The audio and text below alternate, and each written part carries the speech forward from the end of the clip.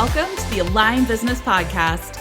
I'm your host, Kelsey Kerslake, CEO of personal branding agency, Pine Gate Road, and business coach to online service providers, coaches, and educators.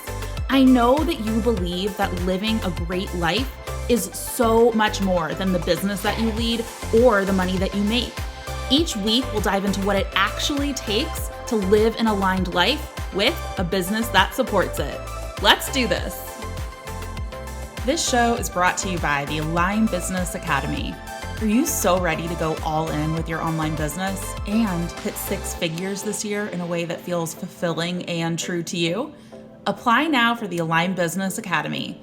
This is our signature program that helps you scale your online business with one-on-one and community support, a framework for learning all things online business, and a proprietary 3-part system for scaling while working way less than you are now. Say hello to more freedom, income, and impact. Apply now at pinegateroad.com/academy. That's pinegateroad.com/academy. Hello. Welcome back to the show. I am pumped to have you here with us today. So I have one of my very favorite internet humans on the show today, sharing about her story and her expertise in helping people really step into the lives that they want to be living and claiming the success that they want to see. And yeah, she's just incredible. Her story is incredible. There's so much just growth that has happened for this amazing woman, and I'm thrilled to have her sharing her story today. So a little intro. This is my good friend Lattice Hudson. She is a business coach, leadership mentor, and social sales expert. Lattice is on a mission to help women make more money, increase their impact, all while living a life that they love. A woman with wealth is a woman with power. Lattice specializes in helping online coaches scale past that coveted 6-figure mark by leveraging high-ticket evergreen group coaching offers. In her free time, she enjoys relaxing on the beach, dancing to the latest TikTok trend, and investing in digital real estate online. So welcome, Lattice. I am so excited to dive in and just, have this conversation with you. So let's dive in. Welcome, Lattice. I'm so excited to have you here. Welcome to the show. How are you doing?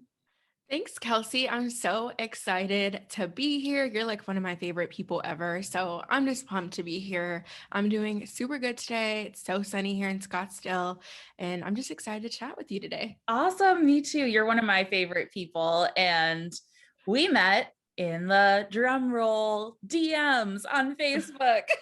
We did. How ironic, right? Shocker. I know. So I'm so excited for you to share not only about your story, but I think you have this amazing skill for connecting on social media. And that's one of the huge things and how you've built your business. And I can't wait for people to learn how fun and connective and all of that can be. And it's just cool because now look at us, we're here being friends and doing business stuff, and it all started in the DM. So yeah, just good stuff. Okay. So you have an amazing story. I want you to share it. How did you, first of all, kind of decide to be an entrepreneur? How did you start growing your business? How did this all come to be? Because you have grown in such incredible ways, and I'm just blown away with everything that you're doing. So share your story. Thanks, Kelsey. Yeah, everyone always asks me to when I go on podcasts and other interviews to share your story, and I'm always like, which part of the story? Because I have a very lengthy story, but I'll keep it brief. So just a little bit of backstory. I'm born and raised in Chicago, grew up there in Chicago and in the suburbs. And then when I graduated college in 2015 with my bachelor's degree in human resource management. And I always knew I always knew that there had to be more than working behind a desk. But honestly, I was stuck in this this rat race of corporate. I had worked at Target since I was like 16 years old, had really advanced there. Honestly, like I love Target so much. It taught me all the leadership skills that I needed to go out and be successful today. But I worked there from about 16 to 22. And I honestly like was like, okay, there's got to be more, but I didn't know what that more was going to be. So what did I do? I moved from from Chicago to Denver to be with a man. That didn't work out, but that's okay. We all have those stories, right? Moved to Denver, was there for about 3 years. I ended up getting another corporate job, 2 additional corporate jobs. And at one point I just was like, I can't do this anymore. This is back in 2018. I was 24, 25, and I had this 6-figure corporate job. I had the 700 employees. I was working 50, 60 hours a week. I was living the corporate dream, But everybody that's thought. so cool. Like at that age too, to Yeah. like have 6 figures, be managed. Yeah. 700 employees. That's incredible. Like, I Yeah. think there's a lot of things where it's like, oh, I got laid off and I like had to be a full-time entrepreneur, but you were like living the corporate quote unquote dream, you know? Yeah, like no kids, no husband, just like, living the dream, but also drowning in $50,000 in student loan debt. So it was on the outside, it looked like I was living the dream, but on the inside, I was literally miserable. And I can't even count how many times I was just like, I can't do this anymore. But for a long time, I didn't see a way out. So fast forward, that was at the beginning of 2018 when I really was like, I'm not, I had just transitioned into that new job, but throughout 2018, I was like, there's got to be something more. So I had 2 other businesses actually. I started in like 2017, which was really cool because I started to get that side hustle bug. I was like, I want to make some more money, pay off Ooh. this debt a little bit. I kind of skipped over that part. So I started a car share business. If you guys have heard of Turo, and Get Around. I had a little car share business. I had 4 cars. I had that under my LLC. I was renting those out. I was feeling fabulous. And then I also had a business where I had e-com. So I was like reselling stuff on Amazon and eBay. So that kind of had sparked my entrepreneurial dreams and like, wow, I could actually make this full time. But again, I was nervous because I was like, it's only me. Like, I don't have anybody else like to be able to help me out. So finally, like over the summer in 2018, I really just was like, okay, something's got to change. I need to take radical ownership of my life. And it's not sitting behind this desk and working for somebody else. So I just put together a plan. It's terrible, but on my like lunch breaks and stuff at work, I would sit in my office. I wouldn't go out to lunch. I was packing my lunch because I wanted to use every ounce of my day to create this exit plan. So what I did was create an exit plan. I quit in September 2018, but I had a 90-day exit plan. I had money in the bank, right? Not that much, but I had enough to get me through for a few months. I said, okay, hey, I'm going to take the skills that I have, the business that I have. I'm going to network even more to get my name out there and to continue to grow these businesses because I wasn't a coach at that point. And then I quit in September 2018. So I know that's kind of like a lot in a little bit of a time, but that's really like my journey. I have a big family, but I'm not super close with my family, single, no kids. I just was kind of out in the world on my own. So that's really kind of like a little bit of my backstory. That's awesome. And so did you go like when you left your corporate job, did you go full time with those 2 businesses that you had? So it was I the car did. Yeah. share and the e-commerce. Yeah, Was exactly. that So able, like, did you grow it to a point? I did something similar where like I was growing my business while I was working corporate and I had I think I did like a year of savings because I was like really scared. yeah. And so I was like, okay, I have like 1 year to do this. And yeah, I'd been growing that business, but were you making enough to like cover what you wanted? Like how much was coming in before you decided to leap? Yeah, so pretty much what was coming in was around $6,000 to $8,000 a month, and so it was good, like it was good money. But looking back, I definitely probably should have waited because I got myself in some really like sticky situations because I was trying to grow the business, hire a part-time team member, but also pay my bills and pay the business expenses. So I wasn't really accounting for all of that because I still had all that cash flow coming in from my full-time job. So when I quit and only had like, $15,000 saved, that went really, really, really, really quickly. So Yeah. looking back, I would have done things differently, but I don't regret how I did it. Yeah, absolutely. It obviously worked out. And I mean, Right. everybody has that different, like, level of risk, and like they're going to figure it out once you get into those situations. But I just like, I'm always just so curious. Like, I had to have like all of the buffer and I still got myself in like a really sticky situation about a year in, and ran out of my money and didn't know how to like actually run a business. It was like, yeah, I have lots of podcast episodes on all of those failures. So go back and listen if you would like. But I just love hearing that, like how you can make this happen. So, okay. So you're on your own. You were, I love also that you were like, I'm going to immediately hire people and jump into this. So that is a big next step for a lot of people. So how did you feel about hiring people? I know you were already managing people in corporate. So was that just natural for you? How'd you go about Yeah, it that? was. Yeah, so the leadership piece in managing people has always been really like natural for me and innate. Like it's not something I've ever really struggled with.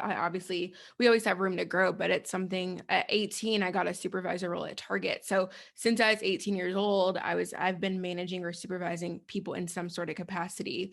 So that part was easy. And long and behold, my team never went unpaid, but I ended up they were contractors. So it was a little bit easier to give them like a 30-day notice. And I'd Mm-hmm. let them, I only had one, well, I had two, and then one ended up leaving to go do something else. And then one ended up, we just ended up parting ways because I was going in a different direction when I decided to become a coach. But Mm-hmm. overall, that like the leadership piece was really easy. It was more so like looking at the actual back end of my business, looking at the finances and things that I wasn't super familiar with, where I made a lot of mistakes at the beginning. So definitely learned my lessons there. But the team part was amazing. And I'm always so quick to hire because I know delegation is the quickest way to get to the goals that you have set for yourself. Yes. It's a lesson I 100%. had to learn. Like so many people are like, I don't want to manage. I don't want to delegate. It's too hard. And it's like, oh my gosh, like that is your key to actually living that freedom fueled life that you desire, Mhm. with the time freedom and all of that. And it can be a big mindset It leap is. to get over that. But I feel like once you start doing it and you see how it can work, and you do, you really set those expectations and lead your people, you can see how wonderful it can be on the other side. And then I started getting like addicted to delegating. Like I delegate everything. Absolutely. I'm even like my assistant, she's going full time in May, right now. And she's gonna be half administrative and half like personal. Like she's literally gonna do Yeah. my grocery shopping, like my ordering and all of that. And it frees me up to be in my zone of genius. So I'm always like lead from the front, choose your hard. And if your goal, when we look at your big vision, is to have more time freedom in your life, you can't do that alone. So Yep. anybody that's looking to hire, just know that there is definitely going to be some pain points in there. So don't expect to get it perfect, but as you grow, as you expand, your team is going to be able to do the work, right? You're going to Mhm. hire the right people, and it's all about you continuously, developing your own leadership skills, and then also, right, hiring people like director of operations or other members of your team that can do the managing so you can truly fully embody and stay in your zone of genius. So trust me, y'all, it gets better, I promise. Yes. I learned that with my agency. I have Janet, who is my amazing human, and she manages the team, and that was the game changer. As soon as I was able to not have to like worry about checking off all of those projects and tasks and all of those things in Asana. I was like, ooh, this is the biggest thing. And so now we have our director of operations in the coaching business, and I finally just like, I feel like this year started getting that team really in place. We went through like a big transition recently from contractor to employees. And so just as of like the past like 2 months, I've been like, whew, like we're doing this, and I'm You're getting, like, I this can is why I breathe. brought the podcast back. Yay, I love I it. finally have the time to like do the things I've wanted to I love in it. my business. And okay, so let's talk about the transition from your two businesses to coaching, what that looked like, all the things. Yeah. So, like I said, I quit my corporate job in September 2018.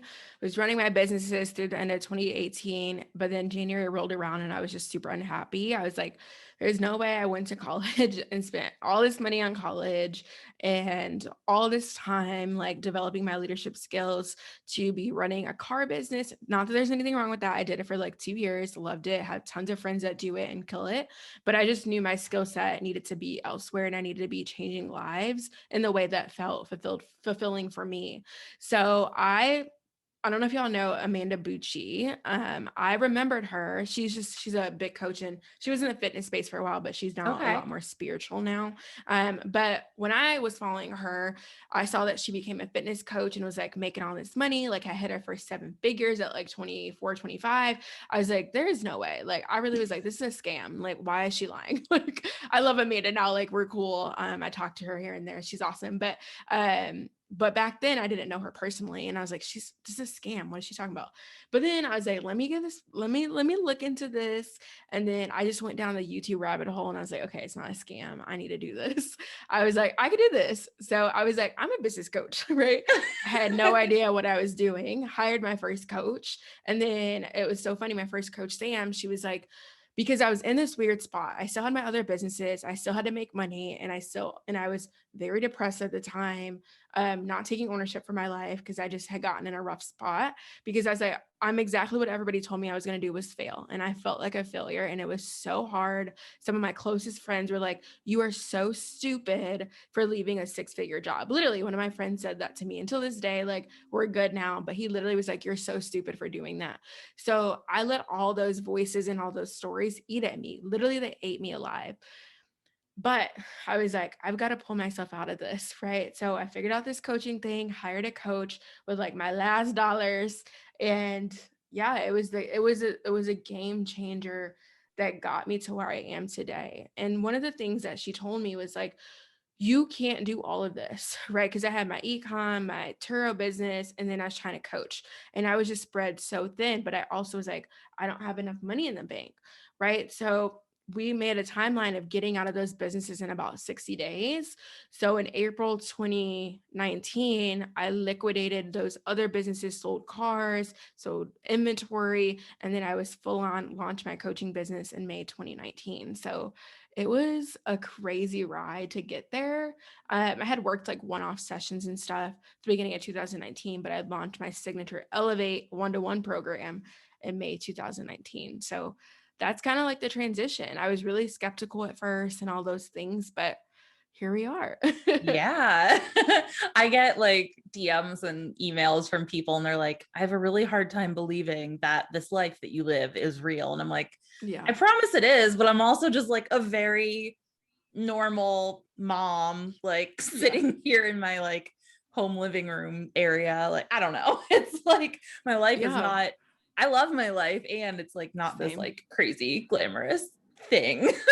And it's so Very funny because real. it could be or it couldn't be. You never know. Uh, But I think why I thought it was skeptical, not that Amanda was not out flashing Lamborghinis, or she wasn't doing that, but I would see people talking about like affiliate marketing and coaching and all of this. And all I saw was the flashy. I'm like, how do you have time to like, if you're making all this money, how are you out traveling and in Lamborghinis with skinny women on like cars? Like, how are you, like, how does that make sense? But I finally found my people of the internet where it's not all flashy all the time. And it's been great to be able to find my people. But at first I was a skeptic. I was like, there's no way people are using their own expertise, making all this money and working from home. I was like, I just don't believe it. But finally I did believe it. I don't know what actually clicked for me, but I was able to believe it and now I'm here. So thank God for yeah. that. Yeah, that's so exciting. And I love that you also like you had the entrepreneurial background, you had the leadership background. It's like all of those things that you were excelling at and then putting it together in a package that like really flowed with who you are and where you want to grow to and just what you're awesome at. And I think when you get that mix of all of those things, it's just really cool to see like the growth that can happen when you do that. So, Yeah, um, 100%. It's been yeah. so cool to see over the last like 2 years. I'm like, it's only really been 2 years as of next month, which is insane because it feels like it's been like 5 years, but it's only been two. Yeah. Well, I mean, it was that, but then also you've been running your business, you know? True. Um, Yeah. somebody called me an internet grandma once, and I really I thought, I was like, this is accurate. Because like I have been running my business since 2011. I was like back in the day, like one of the bloggers and things like That's that. And awesome. so they were just like, you've been through it all. And I'm like, yes, I have. And so it did not happen quickly for me. It was like a very long journey.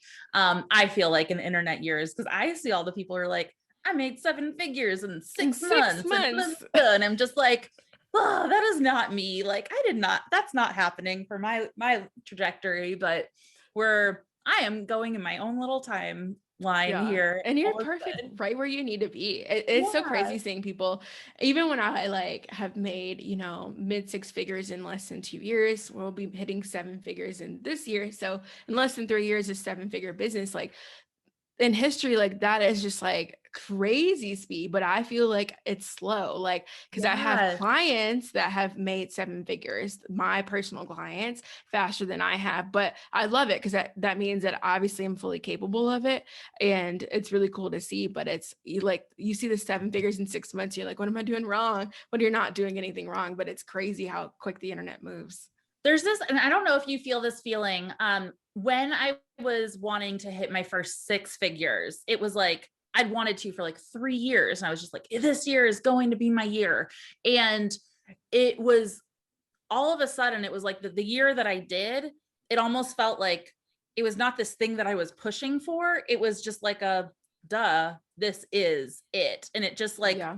it didn't even feel like a big deal that year because it just like was. And I don't know how to explain that feeling. And I feel like the same thing is happening this year with the 7 figures. I've been pushing for so hard for like now another 3 years. Like, when am I going to hit the 7 figures? And like, I'm going to do it and have the plan. And then this year it's just like, well, duh, it's happening because like all the numbers, all of the like, the marketing pieces and the team is built, like it's all there and it's just happening. I'm just on the ride for it to be there. And I'm like, Mhm. it just feels very natural, which Yeah. is that, does that make any sense to you? No, it absolutely does. It's so funny because we hit our 6 figures like in like maybe like 8 or 9 months, 9 months, maybe 10 months or something like that.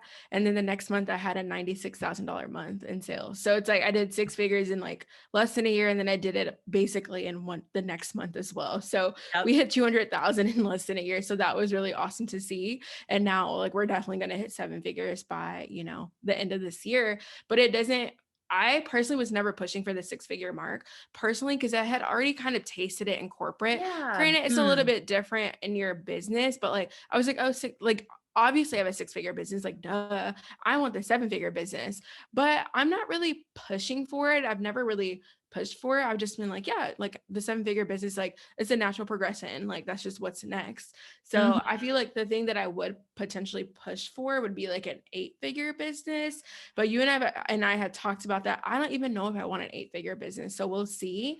But right now it's like 7 figures, let's go. Like it's already here. So I Yeah. totally get that because if it's something that you want, it's just like wanting something so bad and it not happening. And then, like you said, finally just releasing and accepting that it's already here. It happens so much quicker and so much more naturally once you do that, like accept and release. So yeah, Yes. it totally makes sense. And I think there was, there in the past, I felt like 7 figures was this thing that I was saying. And I was like, yeah, sure, that'll happen.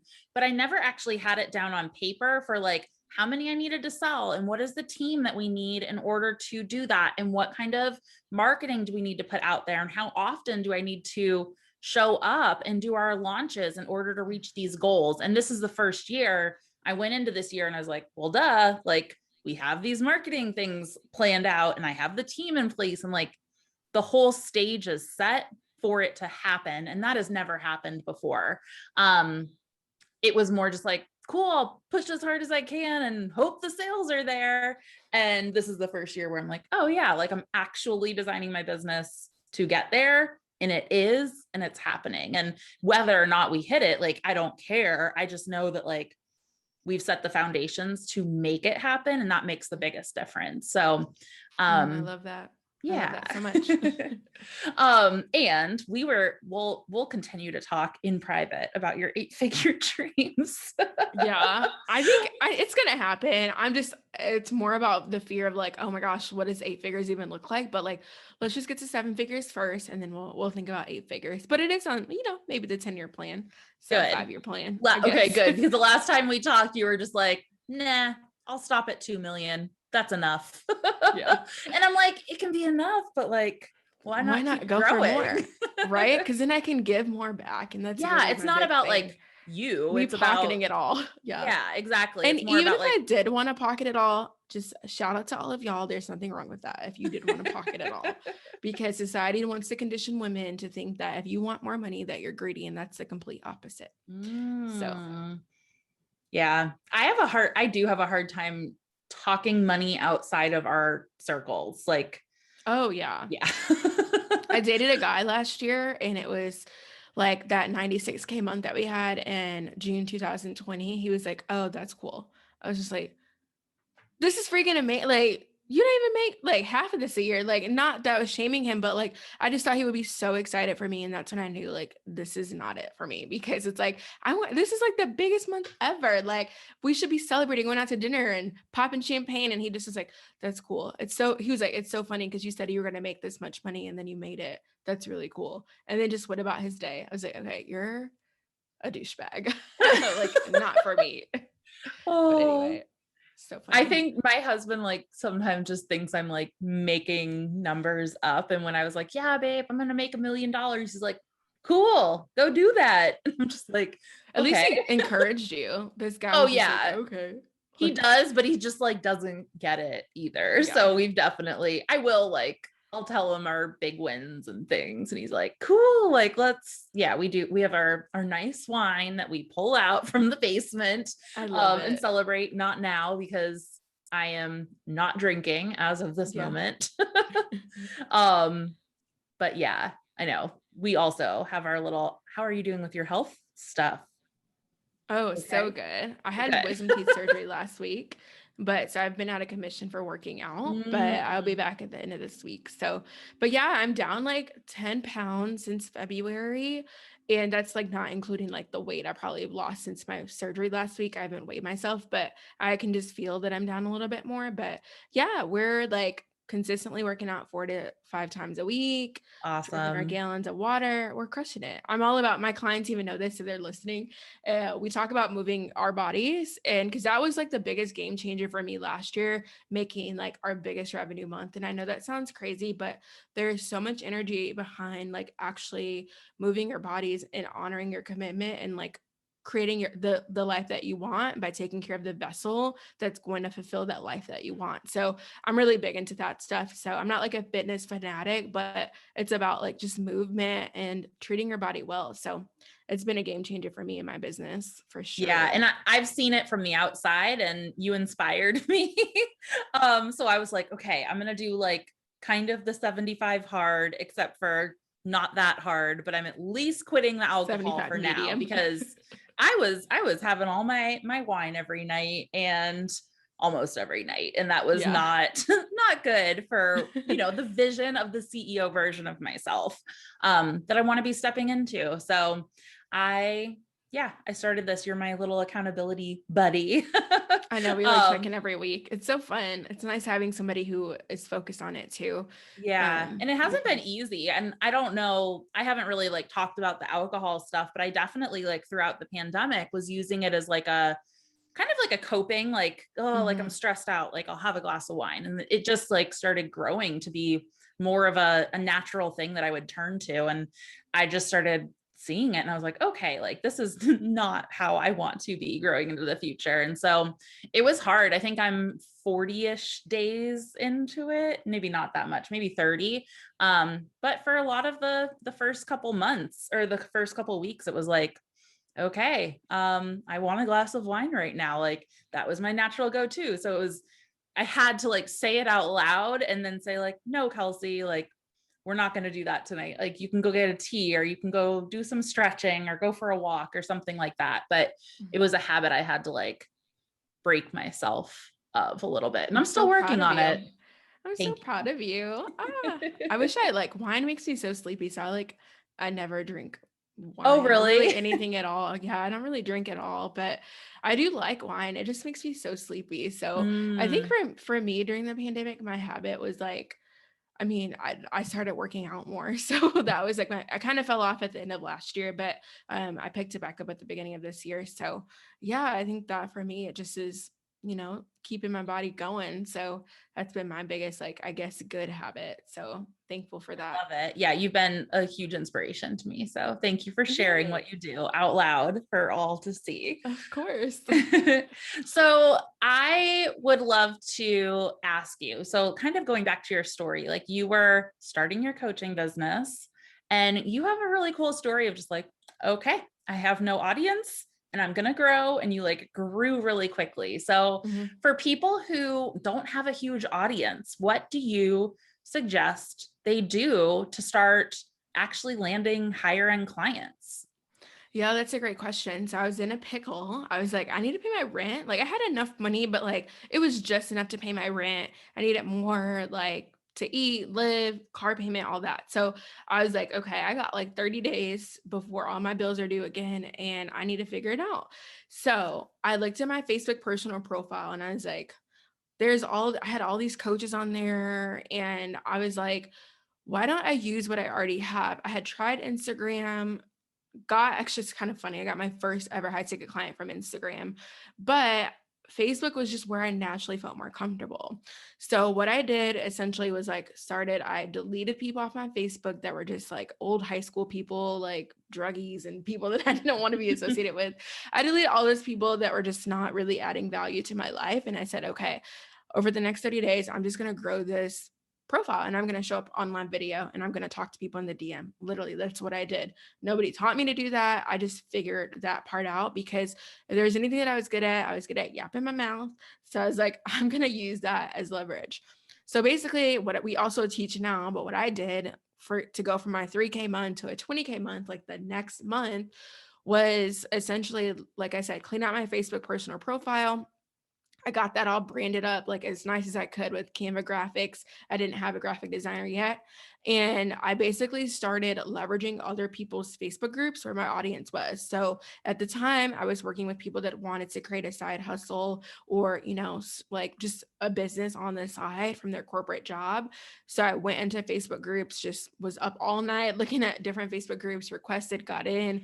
And then I just started adding value into those groups, right? I call it input, output, value, but I just started adding value. And what I mean by adding value, I like to be a little bit more granular because a lot of people say I just added value, but what type of value? The value really was that, say somebody had a question how can I actually make time for my side hustle? Or what would be the best side hustles for me? I would go in and give them maybe 3 or 4 different options. I wasn't pitching them. I wasn't being pushy or salesy. I just truly would go into their aid and give them the answers that they were looking for. And then the critical piece that a lot of people miss when they're going into other people's Facebook groups, etc., is they just stop it. They just give them the value and then don't ask for anything back. The critical piece is asking another question back, because the more that you get people engaged, the more safe that they're going to feel, the more likely they're going to break their barriers down, and the more that they're going to open up to you. So, hey, blah, blah, blah, blah, give you all the value. Which one most resonates with you, right? Asking a question back, because then they're going to feel safe, seen, and heard. And that's all of our key needs, is to feel safe, seen, and heard. And if you don't feel that way, you're going to be less likely to open up to a stranger. So tapping into that, because I took a lot of psych classes and stuff in college too, tapping into that, I was able to use that to my aid. So I'll stop there. But that was the first critical piece, was getting my little profile branded up, starting to add the right people to my profile, and then literally going in every day for an hour to about an hour a day at minimum. I would do more sometimes just because I was in a spot where I had to grow quickly. And then I would just spend all my time building these relationships and connections, and then bringing that conversation to the DM if it made sense. So that's really what I did. I love that. And I love that it's they weren't people that you knew before. It was all strangers. You Yep. created this space where conversations could happen. And Similarly ish, I did not go on Facebook, but I did have some connections from my corporate world because I was in design and people were hiring freelancers and all of these things. And when I was in my pickle of needing my rent money the next month, I just emailed like every person I ever knew and ever talked to. And I was in art school, so a lot of my friends had gone and worked for agencies that were also, hiring freelancers. So I emailed all my friends. I'm like, does your agency like need any extra work? And that is really how I started getting my months rolling, and I started getting retainer projects and higher end website designs and things. But it really started with me being proactive about starting those conversations. And I think that's, what you can't just wait for people to be coming to you and like finding you. It's like you have to go out there and be the first person that's going to start that conversation and really ask, like, how can I support you? Really, it's like, Do you I'm need available. help? I'm Like, open for business. yeah, that's the most critical thing. Like, is like asking, like, do you need help with that after you get to a point, in the conversation where they're obviously like, like raising their hand that they need support, and that your service or your offer can help them. It's, asking them, do they need help with that? And the crazy thing is so many people, especially newer coaches that get into this space, are not are are seeing these like unrealistic, sometimes that some of these gurus make it out to be. They're very unrealistic. Like, I'm not saying 7 figures in 6 months is unrealistic, but it's more than likely not going to happen, or even 6 figures in that first 6 months. I've had clients make it happen. It's definitely possible, but that's like the top 5%. You really have to be out there. It can, I mean, it happened for, almost basically happened for me, but you've really got to be out there and wanting it, and not just wanting it, but taking the action to get those results. And it really boils down to, with no audience, if you don't have an email list, if you don't know how to do ads, like, it really is leveraging the free platforms that are available to you, and then getting really scrappy, getting really gritty with it, and letting people know that you're open to support them and help them. Because they always say networking is like so key. Just like they said that for careers and new jobs, it's the same thing for your business, is being like, hey, I'm open for shop, like, let's go. And like being unapologetic about the work that you do. That is what made me like skyrocket my business so quickly, because not only did I have to like pay my bills, but further than that, like, I was on a mission to help women, right, create more wealth with their side hustles. And now I work with coaches, but same, same story. It was really that underlying message, because I knew that for me, like, creating more wealth and all of that was what's going to, especially as a Black woman, like, help me be able to do the things that I need to do in this world. And being broke was not part of that mission statement. So yeah, that really was like the fire that lit underneath me to make it all happen. I love that. And I don't know if you found this too, but it's almost like I started my business and it was like, okay, let's just survive. Let's make the money. And as things start to grow, it's like you start to get these different layers of safety or normalcy kind of like under you. And it's almost like the legacy work that I feel like I'm doing now, I didn't even have in my brain until I got here, because it just wasn't even like part of what I wanted to I just couldn't even fathom it. I was just so in like, let's pay our rent, like, not how can I impact, like, Millions of the women. Yeah. patriarchy and all of these things. And now I'm like seeing it day in and day out. It's, helping other women, like you said, like gain wealth, find that time freedom, be able to take control of their lives and put those big dreams that like maybe we don't think are possible, but like, heck yes, they are. And Oh yeah. really making it happen. And yeah, it's just that legacy work. I feel like it happens over time. So it was not something I Absolutely. had in my brain for a long time. Right. Like, it happens in layers for sure. Right. I'm getting to the point where we're launching a podcast and doing all those other great things, but you don't necessarily start off that way. But the quicker that you can release like the need to control everything, the quicker that you can release, like, so AKA hiring a team, right? The quicker that you can release the need of being perfect. I know I struggled with undiagnosed perfectionism for so long. The quicker that you can get to doing your life's work. And that's really what we're here for. So often I hear women say that they feel, unaligned. And it's so funny we're here, talking about alignment with Kelsey. And I think it's really important that sometimes there are going to be parts of your journey that feel unaligned because it's work that is difficult or work that's uncomfortable. But when you look at it in the big picture, it's work that's going to get you closer to your purpose. And sometimes you just have to do some of that work to get to where you want to be. Yes, absolutely. And I I call it the intentional hustle, when you're Yeah. intentionally going into this spot in your business or your life and you're like, I am choosing this and this is not fun. It's like, I'm going to wake up early and do this thing and be uncomfortable in this spot, but I know it's for this bigger picture. And I think sometimes, hustle culture, online hustle culture tells us like, just work all the time, blah, blah, blah. But it's like, what is that actually No adding up sleep, to? baby, Yeah. no sleep, 3 a.m. Like, no, that's not healthy. No. There are moments when that happens, of course, and you're tired Yeah. and you're working through these spots, but You want to let's make it cry. intentional. Yeah, absolutely. I love that you said that, making it the intentional hustle. That's Yeah. super, And super it aligned for me. also, with me transitioning to employees, that was another thing where it was just like, okay, this is going to be, I'm going to be in it with the team and we're forming this whole new, like, our culture and team dynamics and SOPs and all of the things was like changing up. And I knew I was going to be working more than I wanted, in an Yeah. ideal life, but it was that intentional choice to do that so I could get to that next like layer of safety and Yeah, foundations in the my greater business. gain. Yeah. Absolutely. And it happens way quicker when you just go in and like get it done instead of like pondering on how much work you have to do. Just get it done. And then now you can live a more, stable and peaceful and more freedom filled life. It's Yes. always worth it. Absolutely. And yeah, now I'm filling my extra time with podcasts and conversations with Yay. Lattice. I love it. Happy to be here. Thank you. So I think we're just about wrapping up here, but do you have any last things that you want to like? I guess we wanted to talk about DMs, but Oh, did we yeah. cover that kind of, or? A little, yeah. I think the last little piece I can add on to DMs, I know it's like all the rage right now, like no sales calls and selling in the DMs and all of that great stuff. I definitely think it's so possible. Obviously, we do it. I've been doing it for a while now. I would say to any of you that are, maybe brand new or a little bit more early stage, I know that's who you work with a lot, Kelsey, and as well as I would say don't try to rush their process, trying to start selling straight in DMs because you may feel very defeated at first if you don't have a full proof of concept, if you've not really sold your offer much. So know that it's going to be your next step, but don't try to necessarily make it your first step. If you're a little bit more new or early stage, work your way there and you'll get there. I mean, you can get there in 3 months, 6 months, a year.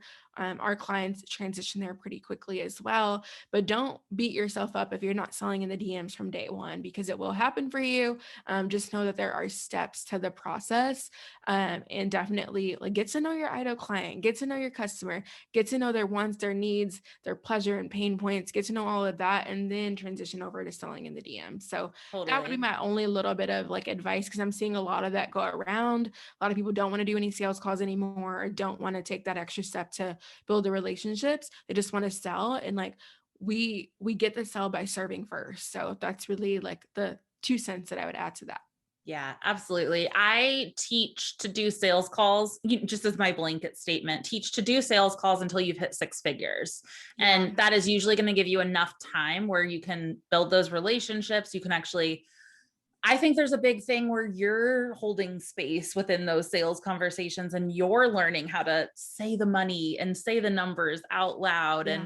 and really feel confident in what you're doing. And that is such a gift. And that is what sales calls did for me. I was I would just like sit there with huge pit stains in my shirt for like so many times.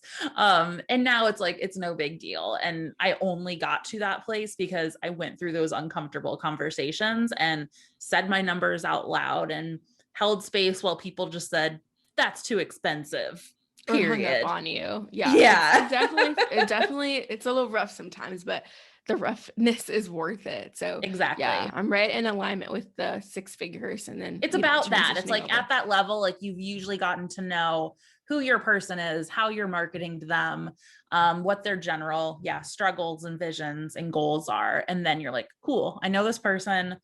Let's go to the DMs or wherever else you want to go. So Yeah. Maybe yeah. you go to, whatever FaceTime. I don't know. But yeah, I think that's like so perfect. And then when you do transition, like make it a transition. You got to be fully bought into it, So not that you can't do both, right? I think it's important. But once you're, transitioning over, that you're fully bought into, this is how I sell now, and really owning that. Yeah. Awesome.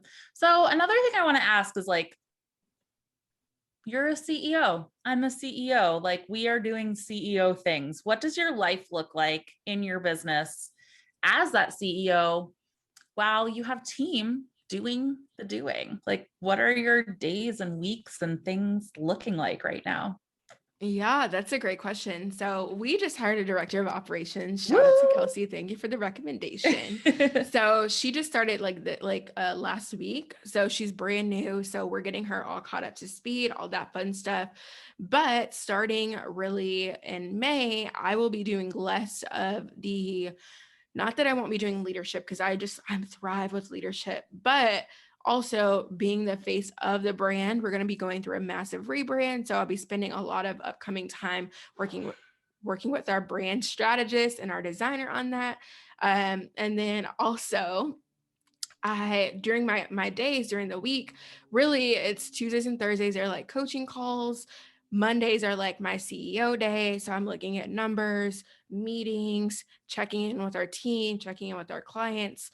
And then Wednesdays are like half day. I like to do a lot of like external self-care.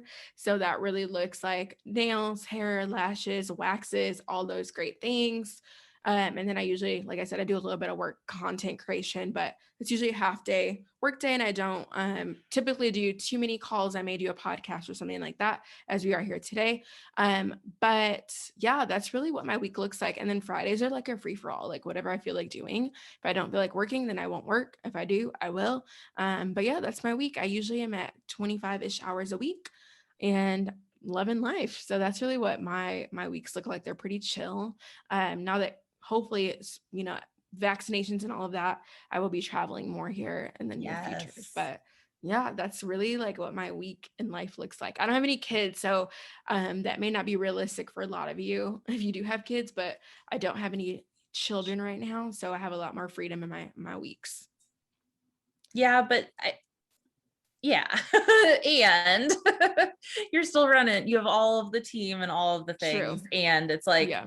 I mean, we have a very similar schedule and I do have a kid and Yeah. yeah, it's all possible. Yeah. I 100%. think, It's all possible. yeah, the kids, I mean, that's a whole nother thing. And I know we've talked about that behind the Yeah. I scenes always like too. to Just preface it because some people are like, "Ah, you're so lucky you don't have XYZ." And it's like, well, yes, like that also, we all have choices, but at the same time, you're like, your kids are not going to hold you back from living out your dream, right? I wouldn't want that for anyone. So I always like to preface it, but also, like you said, it's so possible, whatever situation that you're in, it may yeah. just look a little bit different for you. Exactly. And we have moms all the time, like, or Yeah. parents coming into our program and still making their 6-figure, I love 7-figure it. dreams happen. And yeah, it's just like, I really think that next level comes down to the delegation and getting your team. So you are showing up for what you absolutely need to do and what your genius work is, and then having the system structure, everything else in place. One of our clients is hitting like on track to hit her $1 million this I year. love And she it. had a baby in January. Like she's, yeah, just rocking Easy. it. Make it And it's so happen. cool. Yeah. And Yes, I she love it. started from zero, like, yeah, a year and a half ago. So it's just Mhm. like, that's crazy, but wonderful. And So it's all wonderful. possible. It really is. Like if I could do it, you could do it, everybody else could do it. We can all do it. And it's just about, taking that radical ownership of where you want your life to be and not settling for anything less. Yeah, absolutely. All right. Thank you, Lattice. If you have one, I don't know, final message to leave our wonderful audience with, what would you like to share with them? That's such a great question. I would say it really would be like, demand excellence from yourself and be relentless in all of your goals, and don't let anything or anybody stop you from like operating out of your big vision. So that would be like my final little message. Yay. Thank you so much. And where can everybody find you on the internet? Y- Yes, I'm usually hanging out over on Instagram at Lattice Hudson. I think you guys will put it in the show notes. And Yep. then also in my Facebook group, Elevated Women Entrepreneurs, completely free. So hop on over there. I'm usually in there giving loads of value. So that's where I'm at on the internet. Yay. Yeah. Lattice is so fun to follow because she's always going live, always just like sharing all of these amazing stories and just everything. So you're awesome to follow and highly Thanks, Kelsey. recommended. Thanks, girl. I appreciate you. Well, thank you, Lattice. This was amazing to have you. And I hope you have an amazing day. Thank you so much for spending time with me today. If you've enjoyed the show, please take a few seconds right now to leave a rating and review on iTunes. It's so simple and helps us so much. This is incredibly helpful for getting this show into more ears so that we can make even more impact. I'm sending you so much love. I hope you have an amazing week. You've got this.